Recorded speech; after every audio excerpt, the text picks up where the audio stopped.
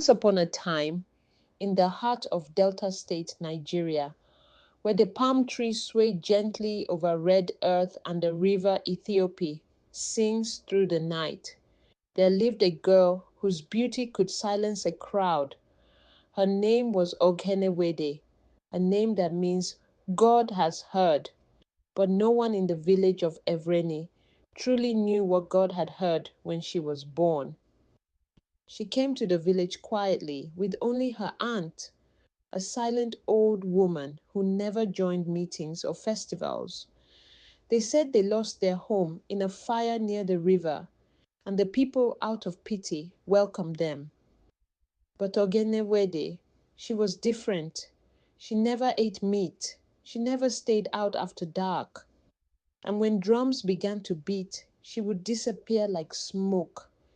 At night, strange sounds came from their compound, like the growl of something wild. Still, her beauty disarmed every suspicion. Her smile calmed every doubt. Then one market day, Ogenerume, the handsome palm wine tapper, saw her. She dropped her basket of plantains. He rushed to help her. When their eyes met, something ancient stirred, love, dangerous and deep. He began to visit her. They met secretly under the old mango tree by the riverside, where the water reflected the moon like a mirror.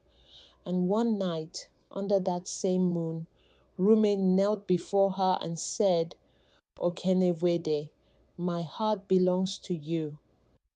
Marry me. She looked away, trembling. If you truly love me, she whispered, promise me one thing. Never, ever enter my room after midnight. No matter what you hear, swear it, Rume smiled, thinking she was only shy, and he swore by the gods of his fathers to keep her secret. And so the preparations began. The day of the traditional wedding was grand, a feast of colors and sounds. The men wore George wrappers, coral beads glowed like fire, and the talking drums sang praises to love itself. Laughter filled the air, and the smell of banga soup drifted from the pots. But when it was time for the bride's family to dance, only two old women came, tall, quiet, their eyes glowing faintly like dying embers. They refused food. They did not smile. They only watched. That night, after the celebration ended, Ogenerume and his new bride returned home. The moon was bright, shining through the palm leaves as the last drum faded. Peace covered the village until he heard it, a deep growl, a sound of something heavy moving inside her room. Room froze. His heart pounded like a drum. He remembered her warning, never enter my room after midnight.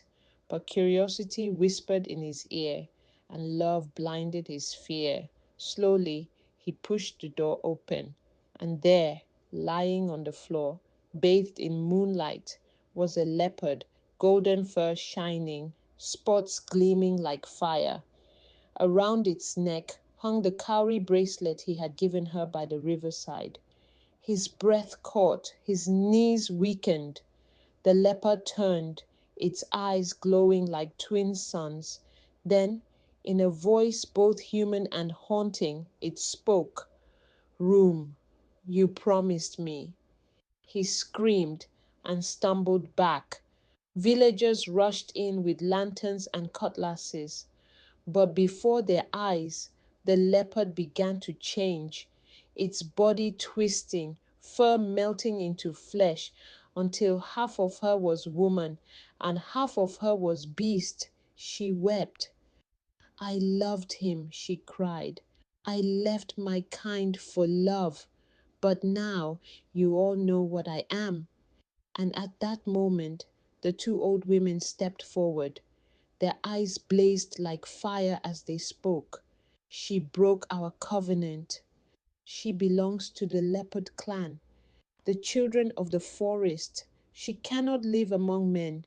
Thunder roared. Though the sky was clear, the ground shook. Ogeneweded looked at her husband one last time, tears glimmering on her face. Love me or fear me, she whispered. I was true. But your curiosity destroyed what we had. And before their eyes, she transformed completely into a leopard. With one last roar, she vanished into the forest beyond the village. The wind fell silent. The drums never sounded that night again. From that day, Ogenerume was never the same. He sat by the forest every evening, calling her name. Hunters swore they saw a leopard watching from the shadows, wearing a bracelet of cowries, but it never attacked.